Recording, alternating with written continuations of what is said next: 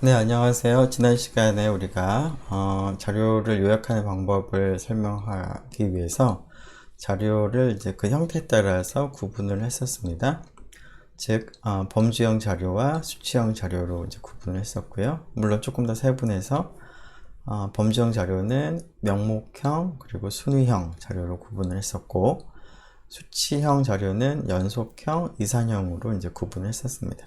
그리고 자료 요약 방법으로서 범주형 자료에 대한 요약 방법들, 즉 도수 분포표, 원형 그래프, 막대 그래프, 파레토 그림을 생각을 했었고요. 그리고 수치 자료 요약 방법 중에서 이산형인 경우에 관측값의 종류가 적을 때와 많을 때를 나눠서 우리가 생각할 수 있다 라는 얘기까지 했었습니다. 자, 그러면 이번 시간에는 연속형 자료, 보통 연속형 자료는 이제 관측값의 종류가 굉장히 많이 있을 텐데요. 그러한 경우에 어떻게 요약을 하는지 한번 생각을 해보도록 하겠습니다. 네. 자, 연속적인 척도로 관측된 수치 자료가 연속형 자료인데요. 자, 우리가 기록을 할 때는 우리가 이제 뭐 측정하는 정밀도에 따라서 반올림을 해서 이산형의 형태로 기록을 할 수는 있지만, 그래도 이산형의 형태로 기록은 되긴 하지만 이산적인 그런 자료하고는 이제 구분이 되는 점이 있는데, 그 중에 하나가 자료 관측값의 종류가 굉장히 많다라는 것이 이산형인 자료하고의 차이가 되겠습니다.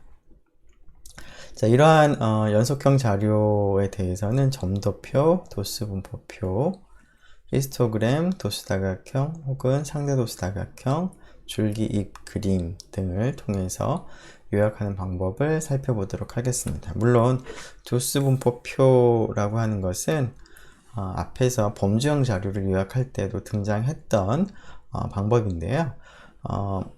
차이는 제 앞에서 범주형 자료에서는 이제 그 하나하나의 이제 범주를 생각해서 그거에 대응되는 도수를 우리가 생각한 반면에 연속형 자료는 관측값의 종류가 굉장히 많기 때문에 관측값 하나하나를 범주라고 볼 수는 없어서 전체 그 값들을 범위를 이제 생각을 해서 뭐 얼마부터 얼마까지는 첫 번째 범주, 또 얼마부터 얼마까지는 두 번째 범주, 이렇게 나누어서 우리가 도수를 이제 생각하는 그런 도수 분포표를 생각을 하려고 합니다.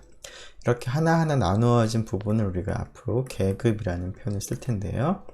즉 각각의 계급에 대해서 도수를 우리가 정리한 표가 도수 분포표가 되겠습니다. 연속형 자료인 경우에 대해서. 네, 점도표부터 먼저 살펴보도록 하겠습니다. 닷 다이어그램이라고 하는데요.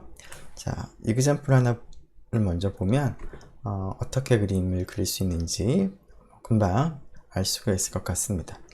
자, 여기에는 그 여러 나라에 대해서 각 나라의 GNP가 있을 텐데, 그 GNP 대비 교육비가 얼만큼 지출이 되는지 하는 비율을 우리가 한번 퍼센트 단위로 해가지고서는 점도표로 나타낸 겁니다. 그래서 어떤 나라는 뭐 대충 여기니까 한 4.3% 정도 될까요? 여기는 뭐 한 4.7%? 여기는 뭐 한 5.12% 정도? 이렇게 여기는 한 5.8 이렇게 되겠습니다. 여기는 한 7.6 정도. 즉 자료가 있으면 이 수평선상에 그 자료 관측값에 해당하는 위치에 점을 찍는 그러한 방법이 점도표가 되겠습니다. 즉 수평선을 긋고 이제 눈금 4, 5, 6, 7 이런 눈금을 이제 표시도 할 수 있겠죠. 그리고 이제 관측값을 보고 그 위치에 점을 찍어서 표시를 하는 겁니다. 자, 경우에 따라서는 자료의 값이 중복이 되는 경우도 있을 텐데요. 그럴 때는 이제 여러 개의 점이 찍혔는지 아닌지가 이제 구분이 잘 안 될 테니까 같은 위치 점을 찍으면 뭐 예를 들어서 5.8이 여러 번 나타난다 그러면은 위에다가 점을 하나 더 찍어서 여기는 관측값이 두 개가 있구나 라는 것을 표시할 수도 있겠습니다. 자, 이러한 점도표를 우리가 나타낼 때는 관측값이 너무 많은 경우에는 사실은 사용하기가 좀 어렵겠습니다. 왜냐하면 점이 너무나 많이 찍혀 있으면 사실 이게 그 형태가 보인다라기보다는 그냥 쭉 하나의 직선처럼 보일 수도 있기 때문에 관측값이 너무 많지 않은 경우, 보통 한 20개, 25개 정도일 때 점도표를 사용하는 것이 좋겠습니다. 자, 이러한 방법은 그 각각의 점에 대해서 그 위치를 갖다가 이제 표시를 하기 때문에 각각의 관측값에 대해서 그 각각의 관측값이 얼마인지를 우리가 읽을 수가 있습니다. 즉, 각각의 관측값에 대해서 정보가 손실이 없는 방법입니다. 물론 지금 아직까지는 정보 손실이 있는 방법에 대해서 설명을 하진 않았기 때문에 정보 손실이라는 개념이 아직은 명확치 않을 수 있을 텐데요. 주어진 표로부터 혹은 주어진 그림으로부터 관측값을 이제 복원할 수 있는지, 관측값이 얼마인지 알 수가 있는지를 이제 생각했을 때 정확하게 알 수 있으면 정보 손실이 없는 거고요. 아무리 그 그림을 잘 보더라도 정확하게 얼마인지를 모를 때는 정보 손실이 있는 겁니다. 앞에서 얘기한 계급을 사용을 해서 도수분포표를 그리는 경우에는 이러한 정보 손실이 생기겠습니다. 정보 손실에 대해서는 계급을 이용한 도수분포표를 그릴 때 다시 한번 얘기를 하도록 하죠. 자, 이렇게 그 점을 찍어서 나타내 보면 전체적인 자료가 어느 쪽에 있는지, 지금 이 점도표를 보면 이 근처에 값이 많이 몰려 있다는 거죠. 그리고 이 하나만 조금 값이 다른 거에서 비교적 크고, 그다음에 이거는 조금 그 전체 자료들에 비해서는 조금 작은 쪽에 속하는 그러한 자료다라는 것이 한눈에 들어오겠습니다. 즉, 전체적인 모습이 이런 점도표를 보면 쉽게 파악을 할 수가 있겠습니다. 자, 조금 전에 관측값이 상대적으로 적을 때 이제 사용을 하는 게 좋겠다라고 했는데요. 관측값의 개수가 많을 때는 몇 개의 관측값들을 묶어서 표현할 수가 있습니다. 일종의 계급으로 만드는 거라고 볼 수가 있겠습니다. 즉, 너무나 이제 관측값의 개수가 뭐 많다, 1000개, 뭐 10,000개 정도 된다 그러면 10,000개의 점, 1000개 점을 다 찍는 것이 아니라 예를 들어서 7.0에서 7.1에 있는 관측값들은 그냥 하나로 생각하고, 그 다음에 7.1에서 7.2에 있는 관측값도 마찬가지로 하나로 생각을 하고, 즉 묶어서 생각을 하겠다라는 그러한 얘기가 되겠습니다. 자, 이번에는 도수분포표를 생각을 해보도록 하죠. 자, 지금 연속형 자료가 되기 때문에 그 관측값이 포함된 이제 범위를 생각을 해보면, 뭐 예를 들어서 3부터 뭐 한 17까지 이렇게 뭐 쭉 나타날 수가 있겠습니다. 여기 있는 값들이.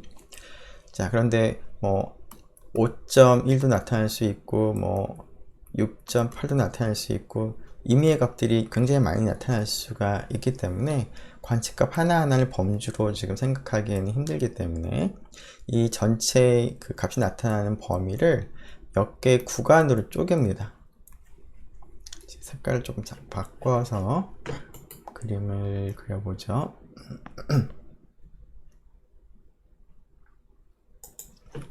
자, 자료가 3부터 17까지 나오는데, 뭐 여기서부터 여기까지 하나, 여기서부터 여기까지 하나, 여기서부터 여기까지 하나, 여기서부터 여기까지 하나. 즉, 크게 4개의 구간으로 나눠서 그냥 이쪽 구간에 있는 것들은 전부 다 같은 값을 택한다 라고 생각을 하고 도수분포표를 나타낼 수가 있겠습니다. 그러한 방법을 생각을 해보도록 하죠. 즉, 모든 관측값을 포함하는 범위, 즉 3부터 17인데 이 녀석을 포함하는 범위를 몇 개의 구간으로 나누고, 이제 여기서 이제 4개의 구간으로 나눈 거죠. 4개의 구간에 포함되는 관측값, 즉 첫 번째 구간에 포함되는 관측값이 몇 개 있느냐, 두 번째 관측값에 포함되는 관측값이 몇 개가 있느냐 라고 하는 도수를 정리한 표가 도수 분포표가 되겠습니다.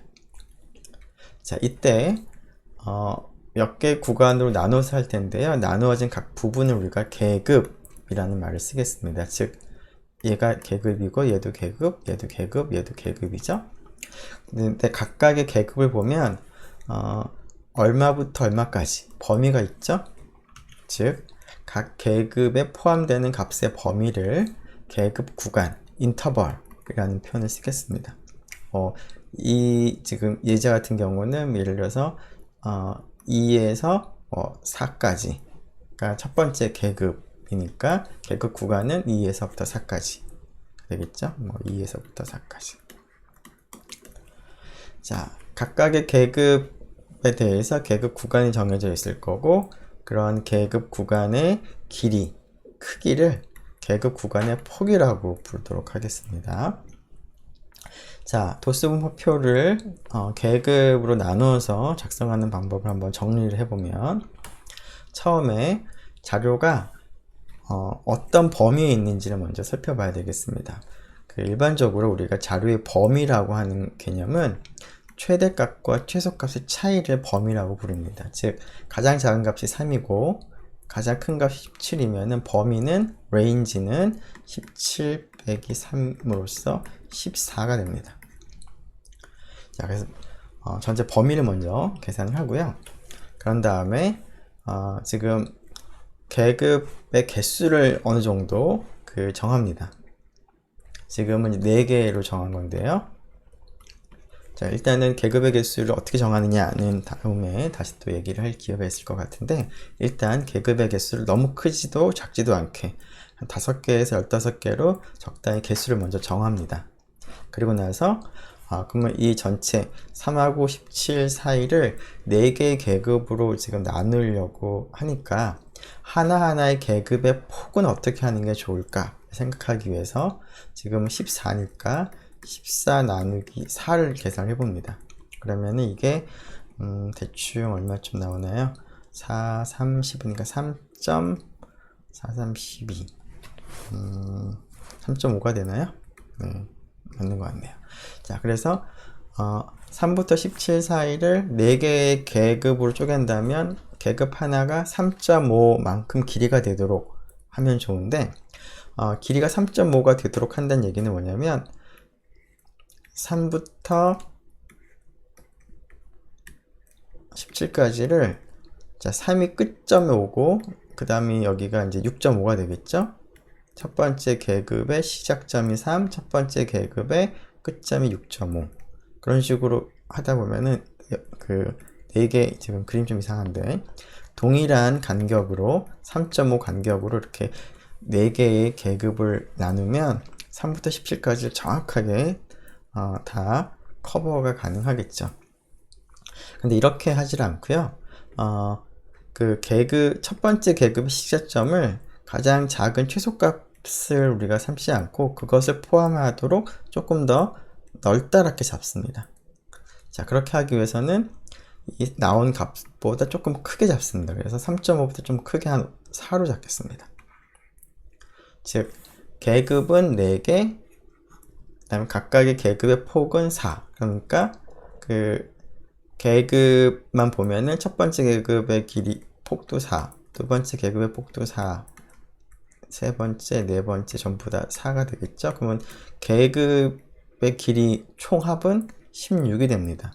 근데 실제로 나오는 관측값의 범위를 보면 14니까 관측값은 그 안에 14 길이만큼을 차지합니다. 따라서 관측값이 나오는 범위를 1만큼 더 크게 잡게 된 것이죠.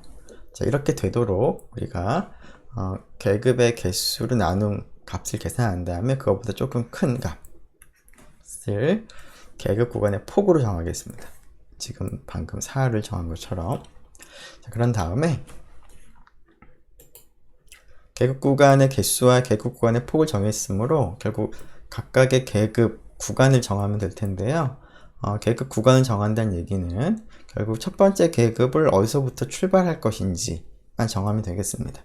왜냐하면 계급 구간의 폭은 정해졌으니까 지금 4로 정해졌으니까 여기가 지금 3부터 시작하고 여기까지 17인데 자, 아까 얘기한 것처럼 대략적으로 여기가 지금 길이가 14니까 그리고 4개의 계급 있는 각각의 계급의 폭이 4니까 전체 계급 4개를 다 길이를 합하면 16이 되죠. 그래서 여기가 1만큼 가도록 2부터 그 다음에 17에서 1만큼 더 가도록 18까지. 그래서 여기를 이제 계급의 시작으로 생각하는 거죠. 첫 번째 계급의 시작점. 그래서 2부터 폭이 4니까 6까지. 그러니까 첫 번째 계급이고요. 그 다음에 6부터 10까지가 되겠죠. 6부터 그 다음 10부터 그 다음에 14까지. 조금 그림이 네 그냥 14라고 하죠. 그리고 이제 14부터 18까지. 실제로 여기가 17이 있으면 되겠습니다. 그래서 이런 식으로 첫 번째 계급의 시작점을 이제 정하는데 이와 같이 값의 범위가 전체 계급의 범위의 중간쯤에 오도록 정합니다. 즉 16이고 여기가 14였으니까 16 빼기 14는 2니까 앞뒤로 1만큼씩 떨어지게 잡으면 이제 중간쯤에 오도록 잡겠죠. 즉 계급 구간 잡을 때는 당연히 이제 모든 관측값을 포함을 하도록 이제 그 경계점, 계급 구간의 경계점을 구하는데요. 자, 최소 최대, 관측값의 최소 최대, 지금 같은 경우는 3하고 17, 요 구간이죠. 요 구간이 전체 계급을 쭉 다 생각을 했을 때 전체 계급의 가운데에 오도록 한 것입니다. 전체 계급, 4개의 계급의 길이가 16인데 그 중에 그 최소 최대 구간 길이가 14인데 그게 중간쯤에 오도록 1만큼, 1만큼 떨어뜨린 거죠. 자, 근데 이렇게 하는데 이렇게 대략적으로 하되 한 가지 이제 그 고려할 점은 그 관측값이 이렇게 계급의 경계점, 즉 6, 10, 그 다음에 14, 18에 이제 관측값이 오지 않도록 합니다. 왜냐하면 관측값이 예를 들어 10이 되는 경우에 이렇게 그 계급을 자르게 되면 그럼 이 관측값은 여기에 포함된다라고 보는 게 좋을지 그 다음 계급에 포함된다라고 보는 게 좋을지 그러니까 좀 애매하기 때문에 계급 구간의 경계점에 관측값이 오면은 조금 곤란하겠습니다. 좀 그렇게 되지 않도록 해야 되는데 만일에 지금 그렇게 되는 경우라면 여기 있는 첫 번째 계급의 그 시작점을 약간 수정을 합니다. 자, 만일에 그 나오는 값들이 3, 17 이런 것 같이 자연수들만 나오는 상황이라고 한다면 그 계급의 경계점에 자료가 오지 않도록 하는 방법은 단위를 조금 바꾸는 건데요. 즉 1가 아니라 지금 1의 단위가 아니라 숫자 말의 첫 번째 단위를 생각해서 1.9 정도를 첫 번째 계급의 시작점을 생각합니다. 그러면은 1.9에서 출발하면은 그 다음에 4만큼 더하게 되면 6이 아니라 이제 5.9가 첫 번째 계급의 구간이 되겠죠. 자, 이런 식으로 하게 되면은 계급의 경계점은 항상 0.9 단위로 좀 끊어지기 때문에 관측값이 경계점에 놓이지 않겠습니다. 혹은 뭐 1.9가 이제 너무 좀 한쪽으로 편중된 것 같다 그러면은 뭐 1.5부터 출발해서 4만큼 더 더하면 5.5까지가 첫 번째 계급 구간이 되겠죠. 자, 그래서 이 표현이 이제 그걸 의미합니다. 첫 번째 계급 구간의 시작값, 즉 2로 하지 말고 1.9나 1.5로 바꾸는데 측정 단위보다, 즉 우리가 관측값이 자연수로 나온다면 소수점 아래 이제 첫 번째 자리를 고려한다는 거죠. 그래서 한 단계 아래 단위를 이제 사용을 하도록 1.9나 1.5로 첫 번째 계급의 시작점을 잡겠다 라는 겁니다. 자, 이렇게 계급 구간이 정해지고 나면 그 다음은 뭐 도수 계산하고 상대 도수 계산해서 정리하면 되겠습니다. 실제로 한번 생각을 해보죠. 자, 51명의 키 자료가 있습니다. 자, 이것을 히스토그램, 아니 도수분포표를 이제 만들어 보려고 하는데요. 정리해 보려고 하는데요. 자, 범위를 알기 위해서 최대값과 최소값을 구해봤더니 이 중에서 가장 큰 값이 181이 여기 있고요. 그 다음에 183이 여기 있네요. 그리고는 더 없는 것 같죠. 183이 제일 큰 것 같고, 가장 작은 최소값이 152가 여기 있고요. 이 정도가 되는 것 같네요. 그래서 31이 됩니다. 자, 계급의 개수는 임의로 7개라고 정했다고 하죠. 그러면 하나하나의 계급의 폭은, 즉 범위가 30일인데 이것을 7개의 계급이 전체를 포함을 하도록 하려고 하는 거니까 하나하나 계급의 폭은 31을 7로 나누어서 4.4가 얻어졌기 때문에 4.4보다 조금 큰 5로 우리가 정했습니다. 자, 그래서 계급의 개수가 7개고 하나하나의 폭이 5니까 7 곱하기 5, 35가 이제 계급 전체의 폭의 길이의 합이 되겠습니다.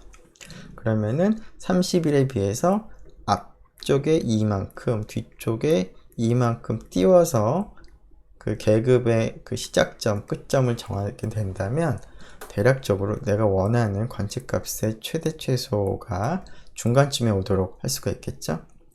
자, 그러면 여기가 152니까 이만큼 떨어지면 여기가 150이 될 거고, 여기는 최대값이 183이었죠. 따라서 185가 되겠습니다. 그래서 첫 번째 계급의 시작점은 150 정도로 출발을 하고 폭은 5 단위로 끊으면 일단은 중간쯤에 오게 만들 수가 있겠습니다. 자, 그래서 계급의 시작점은 150, 계급의 가장 마지막 계급의 끝점은 185 정도. 자, 그런데 이렇게 하다 보면 지금 계급 구간의 폭이 5니까 첫 번째 구간은 150에서 155가 되고요. 그 다음에 두 번째 계급은 155에서 160이 되겠죠. 이런 식으로 5단위로 끊어지게 되는데, 이러다 보면은 지금 160이라던가, 그 다음에 여기도 160이 있네요. 160 되게 많네요. 그 다음에 5로 끝나는 게 없나요? 170은 있고 180도 있고 5로 끝나는 게 잘 안 보이네요. 어쨌거나 네.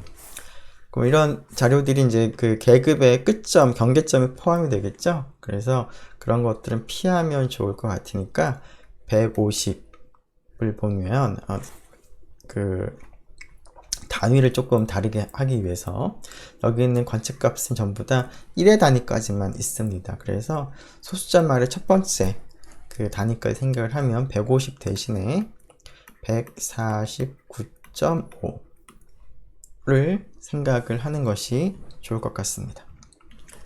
자, 경계점에, 계급 구간의 경계점에 관측값이 겹쳐지지 않도록 단위를 하나 아래 단계가 되도록 하기 위해서 150이 아니라 149.5로 처음 계급의 시작점을 잡고요.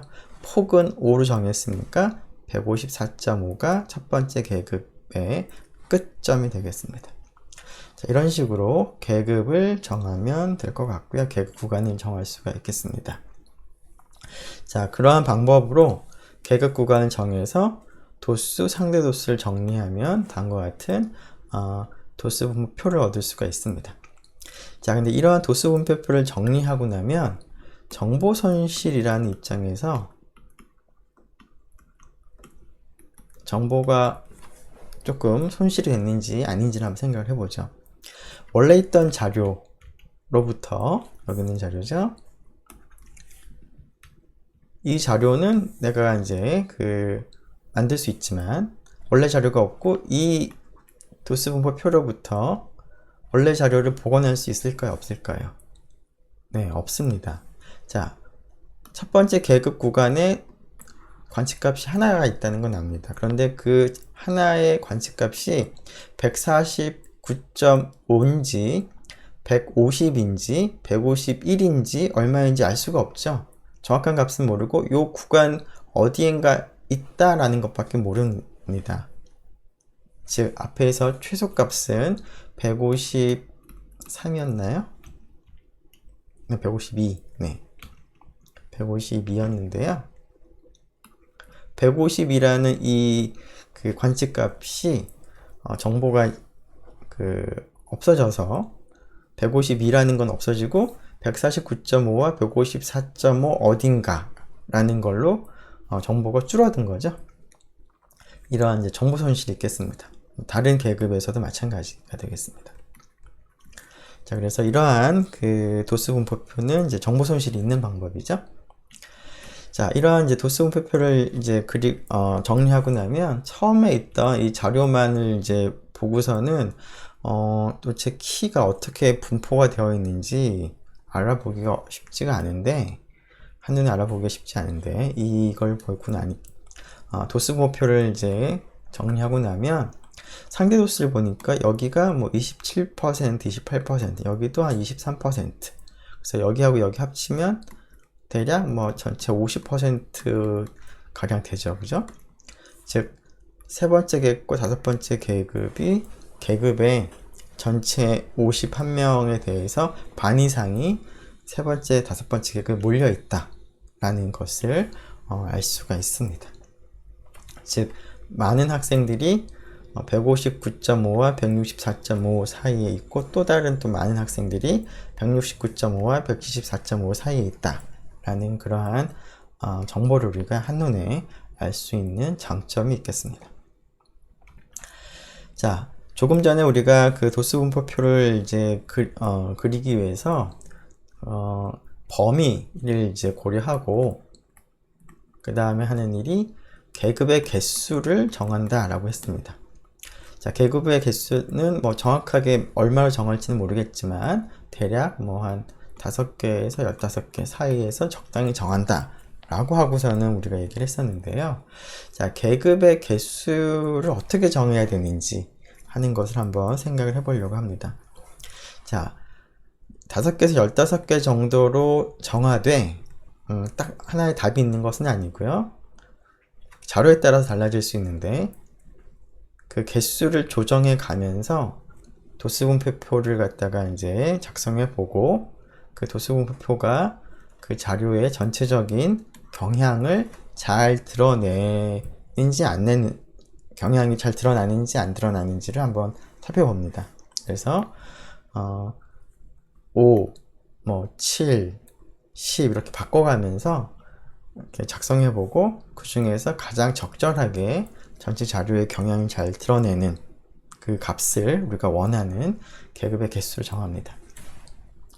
자, 이런 계급의 개수가 적절한 값보다 너무 적어도 문제고요. 너무 많아도 문제겠습니다. 계급의 개수가 적게 되면 어떤 문제가 생길지 생각을 해보면 계급의 개수가 적다는 얘기는 전체 자료의 범위는 일정할 텐데 계급의 개수를 적게 하면은 계급 하나하나의 폭이 커지겠습니다. 그렇다는 얘기는 첫 번째 계급이 폭이 5였는데 계급의 개수를 더 적게 했더니 폭이 20으로 늘어났다 라고 되는 거죠. 그래서 이렇게 계급 구간의 폭이 늘어나면 정보의 손실이 훨씬 더 많이 생기는 거죠. 이 경우에는 어떤 관측값이 한 5 범위 안에 있을 거다라고 우리가 알 수 있지만 지금은 관측값이 20 범위 안에 어딘가에 있다는 정도밖에 알 수가 없습니다. 그래서 정보 손실이 많이 일어나고 따라서 간략하게 요약이 되는 특성이 있습니다. 자, 너무 간략하게 요약을 하게 되면 이 자료의 어떤 특성을 갖다가 다 잃어버리게 되는 그런 문제가 생깁니다. 많은 정보가 없어지게 되겠습니다. 자, 반대로 계급의 개수가 너무 많으면 계급 구간의 폭이 작아질 것이고요. 그러면 너무 이제 촘촘하게 이제 계급 구간들이 만들어지게 되면 너무 요약이 안 돼서 도수의 전체적인 모습을 파악하기가 힘든 겁니다. 계급 구간의 폭이 너무 작으면 마치 관측값을 그냥 별개를 하나하나를 다 따로따로 취급하는 거나 비슷하게 되기 때문에 이러한 도수분포표를 작성하고자 하는 이제 목적과는 전혀 다른 일이 일어나겠습니다. 자, 그래서 계급의 개수는 너무 적어도 안 되고 너무 많아도 안 되고 적정하게 경향이 잘 드러나도록 정하면 좋겠다라는 겁니다. 자, 조금 전에 우리가 이제 이러한 계급의 개수, 계급의 폭을 생각할 때는 계급의 폭이 전부 다 일정한 경우를 생각을 했습니다. 그런데 경우에 따라서는 계급의 폭을 계급 구간마다 좀 달리 할 수도 있습니다. 예를 들어서 자료가 다음과 같이 흩어져 있다고 하죠.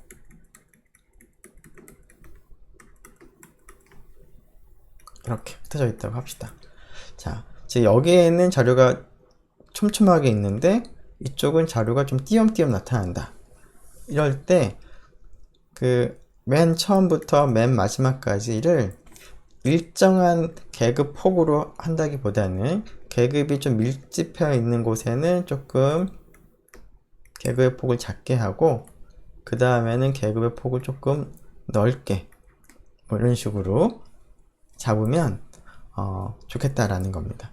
그 이유는 그 관측값이 집중되어 있는 경우에는 너무 이제 계급의 폭이 커지게 되면은 요약이 너무 심하게 되어버리니까 정보를 많이 잃어버리기 때문에 관측값이 많이 몰려 있는 곳에서는 정보를 가능하면 적게 그러니까 손실이 되도록 계급 구간의 폭을 작게 하고 띄엄띄엄 있는 경우에는 너무 또 이게 작게 하다 보면 어떤 계급에는 뭐 계급만 있지 그 안에 자료가 없으니까 그런 계급은 별로 의미가 없는 그런 계급이 되겠습니다. 그래서 이럴 때는 계급 구간의 폭을 크게 하는 거죠.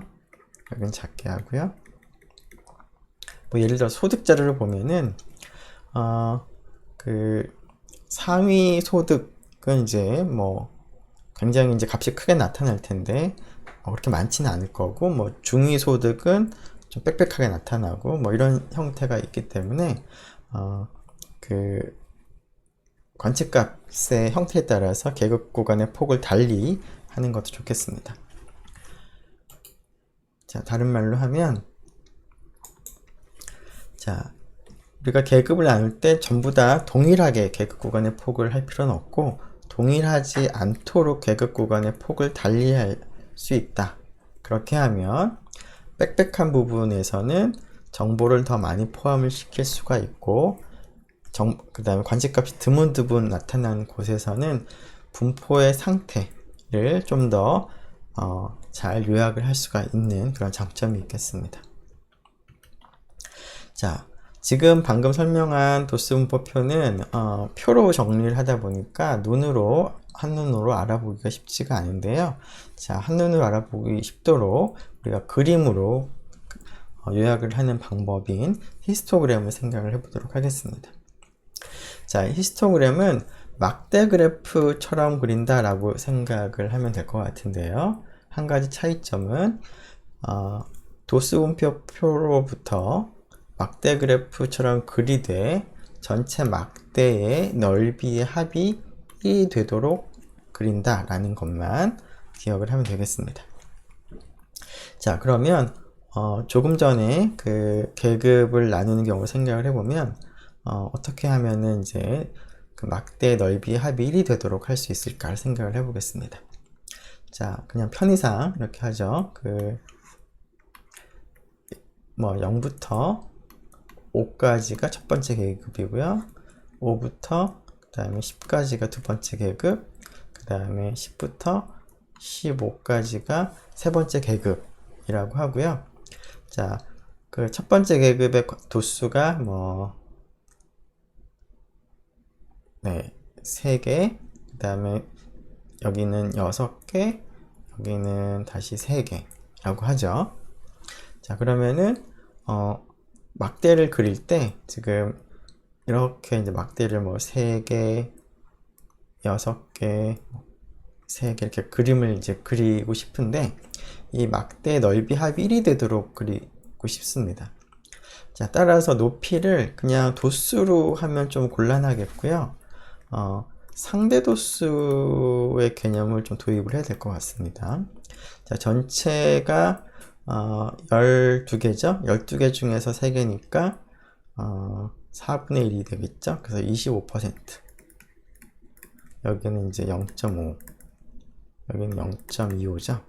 그래서 상대 도수를 다 더하면 1이 되기 때문에 막대 넓이 합이 1이 되도록 하려면 첫 번째 막대 넓이를 0.25, 두 번째 막대 넓이를 0.5, 세 번째 막대 넓이를 0.25로 하면은 전체 넓이 합이 1이 되도록 그릴 수가 있겠습니다. 그래서 상대 도수를 우리가 생각을 한 건데요.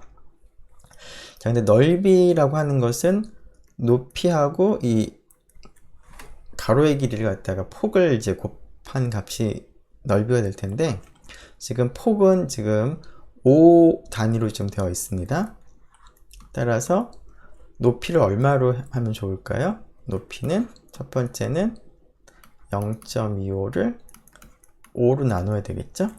두 번째는 넓이를 0.5로 만들고 싶은 거니까 계급 구간의 폭으로 나눗셈을 해야 되겠습니다. 즉, 계급 구간에 대해서 막대를 그릴 때 막대 높이를 우리가 정하는 방법은 막대 넓이 합 1이 되도록 하기 위해서 일단은 상대 도수를 먼저 생각하고요. 그리고 그 상대 도수를 계급 구간의 폭으로 나눈 값. 그래야지만 계급 구간의 폭인 가로를 이제 높이랑 곱했을 때 넓이가 상대 도수가 되겠죠. 자, 이 값을 높이로 하겠습니다. 자, 상대 도수를 계급 구간의 폭으로 나눈 것을 우리가 편의상 상대 도수 밀도라고 부르겠습니다. 무슨 말이냐면 조금 전 같은 경우에 5에서 10이라는 이 계급 안에 이 계급 구간 안에 50%가 있는데 그 높이를 할 때는 50%, 0.5를 길이로 나눈 5를 갖다가 계산을 해서 0.1을 높이로 했습니다. 높이가 0.1인데요. 이 0.1의 의미는 뭐냐면 길이가 5가 되는 길이 안에 상대 도수가 50%가 들어가 있기 때문에 이 계급에 대해서 단위 길이, 즉 1인 길이를 생각을 해보면 5에서 6까지, 6에서 7까지 이 단위 길이를 생각을 해보면 단위 길이 안에는 몇 퍼센트의 자료가 있다고 볼 수가 있을까요? 전체에 50%가 있는데 단위 길이 안에는 여기가 5개가 있을 테니까 10%씩 있다고 볼 수가 있겠죠? 여기에 10%, 여기에 10%. 즉, 이 밑변에 해당하는 이제 관측값의 그 단위 길이당 상대 도수가 얼마만큼 있는지를 나타내 주기 때문에 밀도라는 표현을 썼습니다. 밀도라고 하는 게 보통 단위 부피당 질량이 밀도인데요. 여기서는 부피 대신에 단위 길이를 생각을 하기 위해서 폭을 썼고요. 단위 폭당, 단위 길이당, 그 다음에 상대 도수를 이제 분자했었죠. 그래서 이렇게 우리가 계산했기 때문에 이제 이러한 밀도라는 개념을 이제 고려했을 때 상대 도수의 밀도다 라는 의미에서 상대 도수 밀도라고 부르겠습니다. 네, 자, 이러한 상대도수 밀도를 쓰게 되면 그 히스토그램을 그릴 때 전체 막대의 넓이 합 1이 되도록 할 수가 있는데요. 왜 그러면 히스토그램을 그릴 때 이러한 조건이 되도록 상대도수 밀도를 높이로 하느냐를 조금 더 잘 알아볼 수 있도록 한 가지 예를 한번 생각을 해보려고 하는데요. 자, 앞에서 우리가 계급 구간의 폭이 일정하지 않게도 도수분포를 작성할 수 있는데 그 경우를 한번 생각을 해보겠습니다. 자, 다음과 같은 도수분포표가 있다고 하죠.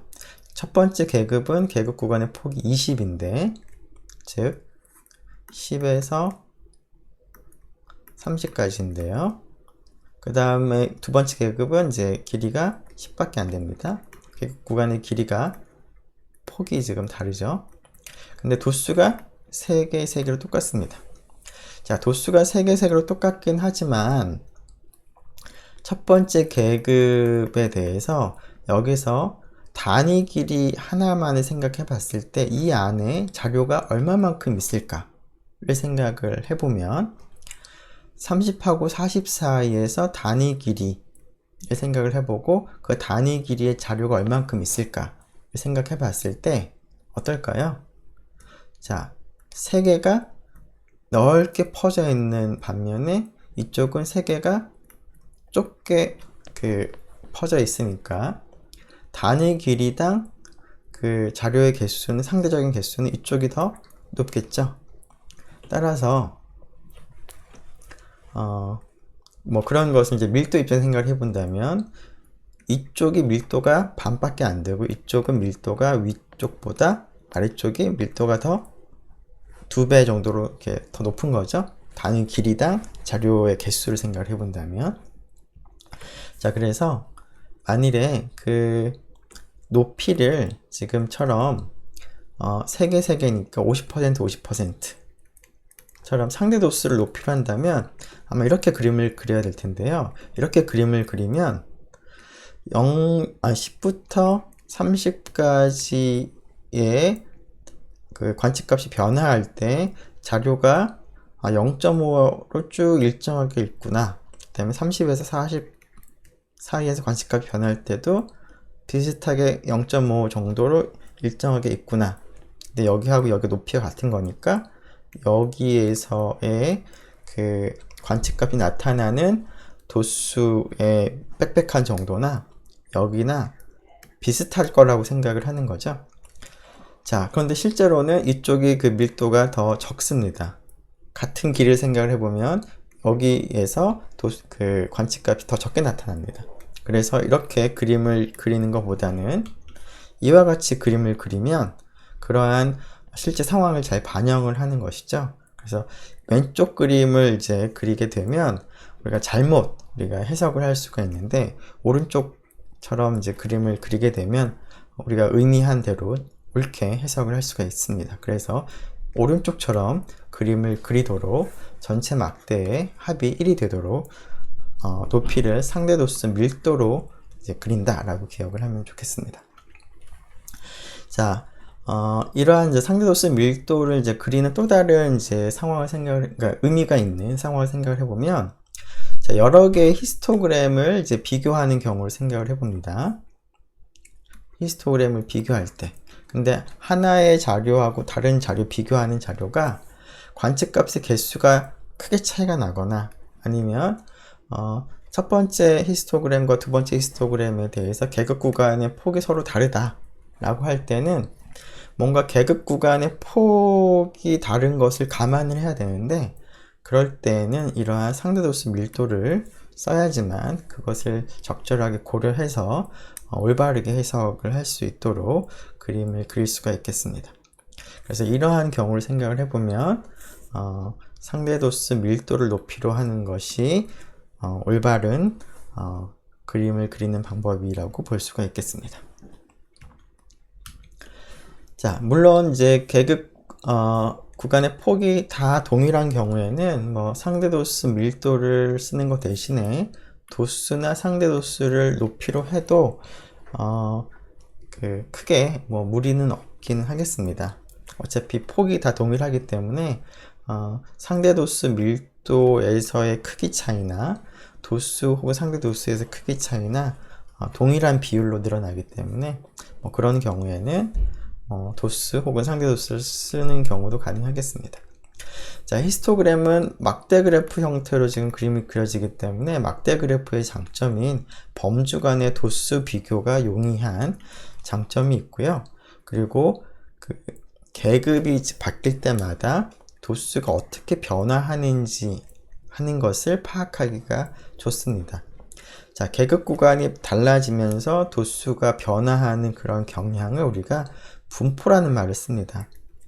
계급 구간, 즉 관측값이 변화함에 따라서 도수가 얼만큼씩 왔다 갔다 하는지 하는 것들을 나타내는 것을 분포라고 하는데, 이러한 모습, 분포를 파악을 하는 것이 용이한 자료 요약 방법이 되겠습니다. 자, 한 가지 그 히스토그램을 하나 그려보면, 앞에서 우리가 작성했던 도수 분포표를 가지고 그림을 그려보면 다음과 같이 그릴 수가 있는데요. 자, 이 그림을 보면은 세 번째 계급과 다섯 번째 계급이 봉우리가 있는 것이고요. 그리고 이 두 개를 합치면 50%가 넘는다는 게 그냥 거의 뭐 한눈에 들어오죠. 자, 앞에서 우리가 계급 도수 분포표를 작성할 때 계급의 개수에 따라서 조금 모양이 달라질 수 있다는 얘기를 했는데요. 히스토그램을 보면 확실히 어떠한 차이가 있는지를 좀 알 수가 있겠습니다. 자, 지금 우리가 앞에서 선택한 방법에 의해서 히스토그램을 그리면 전체적인 경향이 이렇게 잘 드러나는 것 같은데요. 그 계급의 개수 혹은 계급 구간의 폭을 조금씩 바꿔보기도 하고, 첫 번째 계급의 시작값을 조금씩 바꿔서 이제 그림을 그렸습니다. 자, 폭이 1이고요. 폭이 3개, 3, 폭이 5, 폭이 7입니다. 즉, 계급의 개수는 제일 크고, 중간, 조금 더 작고요. 제일 적겠습니다. 자, 어떤가요? 이쪽을 보면 너무 계급의 개수가 많습니다. 폭이 너무 작죠. 그래서 정보 요약이 제대로 안 됩니다. 너무 그냥 세세한 것까지 다 나타납니다. 반면에 이쪽은 몇 개의 계급이 없고 폭이 굉장히 크다 보니까 정보 손실이 많아서 봉우리가 두 개다라는 그런 정보가 거의 사라지는 형태가 됩니다. 아마도 이 아래에 있는 4개 중에서는 얘 아니면 얘가 좀 더 적절해 보이는데요. 그림상 이거보다는 이쪽이 조금 더 좋아 보입니다. 여긴 너무 좀 디테일한 것들이 요약이 조금 덜 된 듯한 느낌이 나죠. 이렇게 조금 세세하게 전체적인 경향이 이제 봉우리가 2개짜리가 잘 나타난 형태가 이제 이 경우가 되겠습니다. 자, 그래서 결과적으로 계급의 개수를 어떻게 정하느냐는 계급의 개수에 따라서 히스토그램을 그려보고 가장 적절한 히스토그램이 무엇인지를 이제 판단하는 방법을 생각을 해서 계급의 개수 혹은 계급의 폭을 정하면 되겠습니다. 자, 히스토그램을 그리면서 여러 개의 자료를 이제 비교를 하는 것도 가능한데요. 아주 많은 거는 좀 힘들지만 2개인 경우에 다음과 같이 비교를 할 수도 있습니다. 즉, 오른쪽과 왼쪽에 각각의 히스토그램을 그려서 서로 비교를 하는 건데요. 여기 있는 것은 앞에서 신입생의 키 자료를 남자와 여자로 구분해서 지금 히스토그램을 그렸는데요. 지금 보니까 남자 따로 볼 때와 여자 따로 볼 때는 각각에서 봉우리가 하나씩 나타나죠. 자, 그런데 조금 전에 우리가 봤던 남학생과 여학생을 같이 합쳐서 전체 51명의 그 히스토그램을 그렸을 때는 봉우리가 2개가 있었는데요. 아마도 그 봉우리 2개는 남자에서의 가장 많이 나타나는 이 봉우리와 여자 키에 대해서 가장 많이 나타나는 이 봉우리가 합쳐져서 2개의 봉우리로 표현된 거를 우리가 파악을 할 수 있습니다. 즉, 어떤 자료에서 봉우리가 여러 개 나타나면 결국은 그 안에는 좀 성격이 다른 여러 개의 그 소그룹이 섞여 있을 수 있다라는 것을 이제 암시한다고 볼 수가 있겠습니다. 자, 그 다음에 생각해 볼 것은 도수 다각형입니다. 도수 다각형은 히스토그램을 그린 다음에 막대 상단에 점을 찍어서 그 점들을 직선으로 연결해서 그린 그림입니다. 자, 왼쪽의 히스토그램에 대해서 이런 점들을 연결을 해서 이렇게 그리는 거죠. 이와 같이 그렸습니다. 그래서 오른쪽이 도수 다각형. 자, 히스토그램과 도수 다각형 그림을 보니까 히스토그램도 물론 어느 정도 자료가 어디에 집중이 되어 있고 하는 것들을 분포를 경향을 알아보기 쉽지만 이게 좀 막대다 보니까 이 두께가 있다 보니까 조금 이제 뭐 두리뭉실한 느낌도 좀 나죠. 근데 이렇게 직선으로 이렇게 연결하다 보니까 확실히 여기가 뾰족하고 그 다음에 끝부분이 어디가 더 확실히 높고 낮고 하는 것들을 조금 더 명확하게 파악할 수가 있겠습니다. 즉 도수다각형은 히스토그램에 비해서 관측값이 어디에 집중이 되어 있는가, 위치, 그리고 어느 정도로 많이 집중이 되어 있는가, 그리고 어느 쪽으로 치우쳐 있는가. 지금은 약간 오른쪽에 자료가 조금 있는 그런 형태입니다. 꼬리를 보면 꼬리가 약간 오른쪽이 좀 두터운 상태입니다. 왼쪽보다는. 이런 분포의 상태를 조금 더 쉽게 파악을 할 수 있다는 장점이 있습니다. 자, 그리고 이게 점으로 이제 연결되다 보니까, 선분으로 연결되다 보니까 여기 관측값의 변화에 따라서 도수나 혹은 상대 도수, y축의 값이 어떻게 변화하는지 눈에 조금 더 잘 들어오는 장점이 있습니다. 자, 그리고 히스토그램은 그 여러 개, 3개, 4개를 이제 같이 비교하기는 좀 어려운데요. 지금 도수다각형은 이제 선으로 그림을 그리다 보니까 색깔을 달리하면 뭐 3개, 4개, 5개도 비교를 하는 게 그렇게 어렵지 않겠습니다. 그래서 둘 이상의 분포를 비교하는데도 도수다각형이 조금 더 유리한 측면이 있겠습니다. 자, 마지막으로 줄기입 그림을 볼 텐데요. 줄기입 그림은 앞에서 봤던 도수 분포표와는 달리 정보를 잃어버리지 않으면서도 시각적으로 한눈에 파악을 할 수 있는 방법인데요. 작성하는 방법은 자료를 보고 줄기 부분과 잎 부분으로 나누는 것을 이제 먼저 생각합니다. 자, 관측값을 보고 앞단위와 뒷단위를 정합니다. 그래서 앞단위를 줄기로 택하고요. 뒷단위를 잎으로 택합니다. 뭐 예를 들어 35가 있으면 10단위는 줄기 하고요. 1의 자리는 잎으로 하는 겁니다. 그래서 줄기와 잎을 구분하기 위해서 여기다가 이렇게 수직으로 선을 그어서 줄기와 잎을 이제 구분을 합니다. 그래서 10의 자리를 줄기로 하겠다. 그리고 나머지 1의 자리를 잎으로 하겠다를 정한 다음에 그 10의 자리에 해당하는 부분을 줄기라고 하고 쭉 씁니다. 뭐 20, 30, 40, 50 이런 식으로. 그리고 이제 쭉 수직선을 긋고요. 그런 다음에 실제 관측값이 23이 있다 그러면은 23을 여기다 씁니다. 그리고 32가 있으면은 32를 여기다 쓰고요. 35가 있으면 35를 여기다 씁니다. 이런 식으로. 그래서 뒷단 1의 자리를 뭐 잎으로 했다면 뒷단위를 잎으로 해서 그 줄기가 있는 그곳에다가 이제 앞단위 쪽에다가 앞단위가 있는 그 35면은 3이 있는 이쪽에다가 이제 옆에다가 쭉 쓰는 거죠. 자, 그런 다음에 그 잎부분을 갖다가 이제 그냥 쓰지 않고 크기 순서대로 재배열을 합니다. 알아보기 편하게.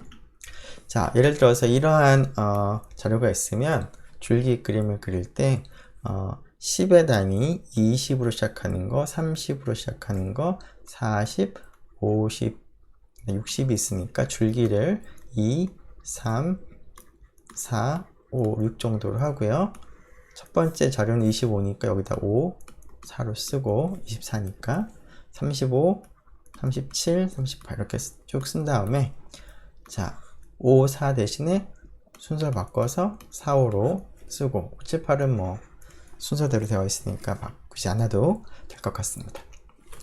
이와 같이 이제 그림을 그리면 이것이 줄기잎 그림이 될 텐데요.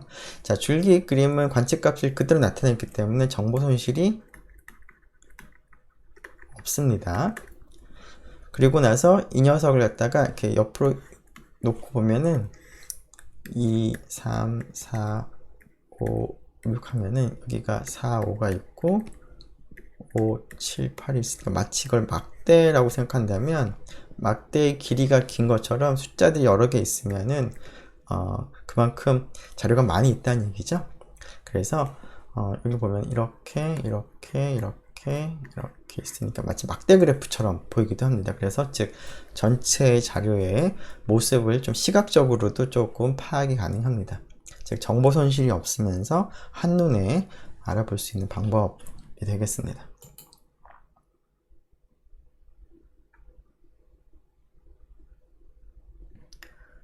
네. 자, 앞에서 본 그 자료를 가지고 줄기 그림을 그리면 이 정도로 그릴 수가 있을 것 같은데요. 지금 이 자료에 대해서는,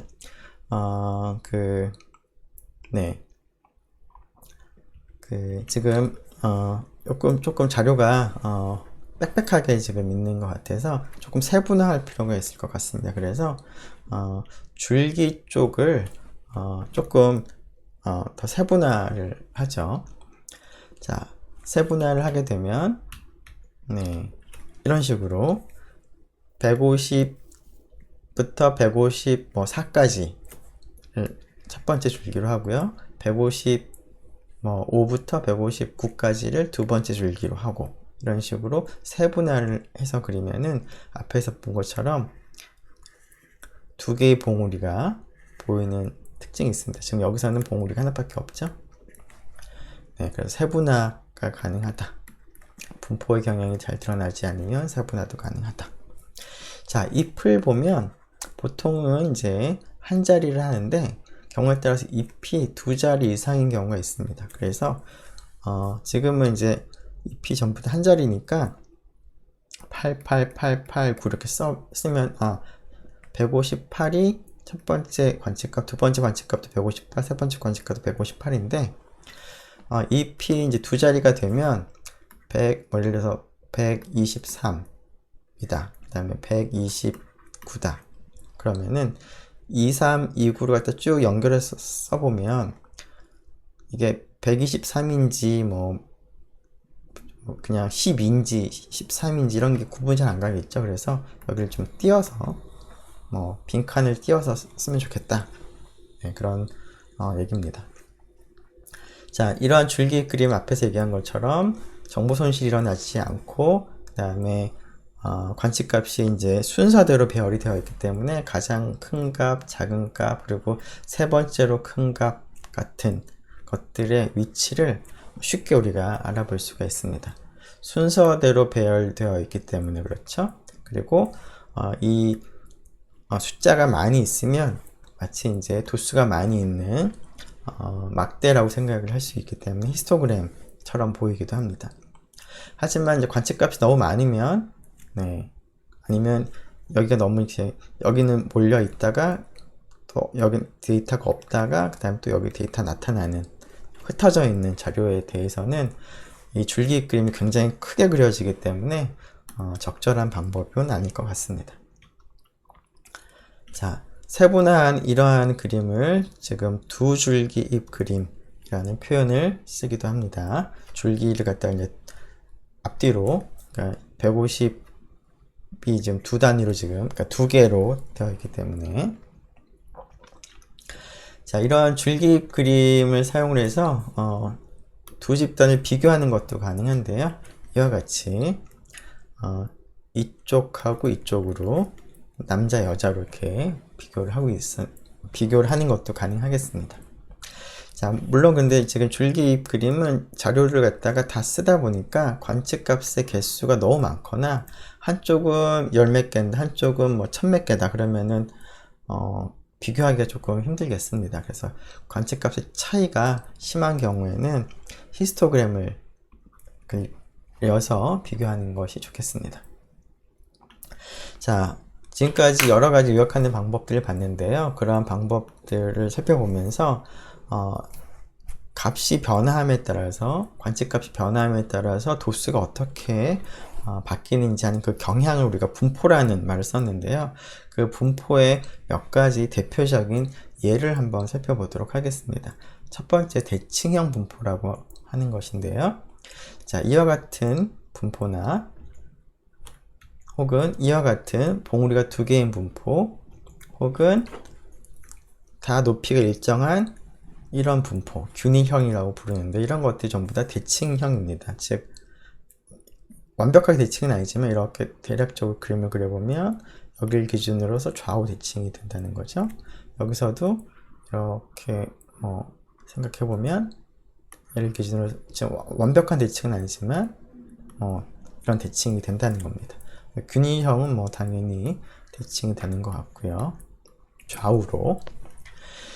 자, 이러한 종 모양 봉우리가 하나짜리, 혹은 이봉형 봉우리가 두 개짜리, 혹은 균일형, 이런 것들이 대칭형 분포에서 많이 나타나는 그런 모습이 될 텐데요.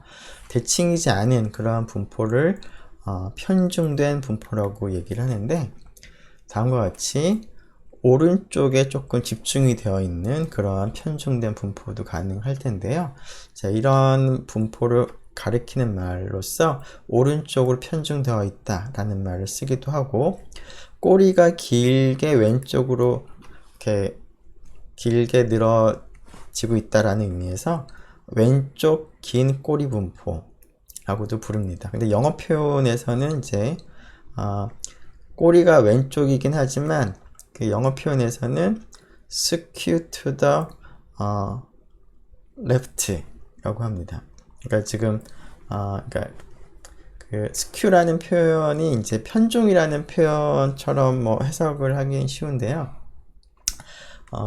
왼쪽 긴 꼬리라는 표현처럼 그 영어 표현에서는 skew to the left라고 합니다. right이 아니라. 그래서 오른쪽으로 좀 몰려 있는 거를 우리말로는 오른쪽으로 편중되어 있다고 하지만 영어 표현으로는 skew to the right이 아니라 left, 왼쪽으로 긴 꼬리가 있다 라는 표현에서 왼쪽을 skew라는 말과 연결시키면 좋겠습니다. 자, 반대로 왼쪽에 편중된 거, 혹은 오른쪽으로 긴 꼬리인 그런 분포도 가능하겠습니다. 영어 표현에는 skew to the right이라고 하는 그런 표현을 쓰겠습니다.